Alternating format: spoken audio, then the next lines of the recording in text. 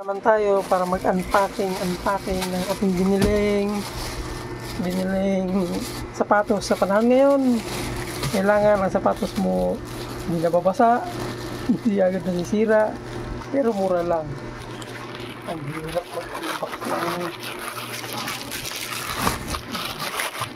dahil paulan at dahil mainit at dahil whatever. So, ito ang ating biniling sapatos. Mura lang siya, guys. Pero I'm sure mga kalahating taon mong magamit, okay na. Diba? Halos isang taon. Meron akong mga ganito pero mababa lang, magliit. Manipis pala. Pero mga 6 months na gamit. So,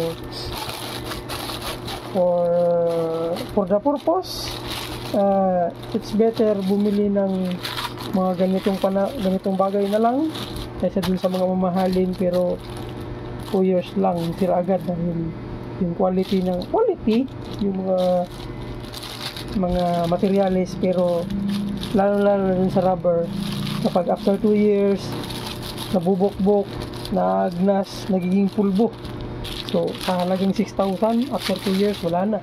Ito mura lang, less than 300. After 6 months pwedeng mabutas dito sa ilalim pero nare-repair siya.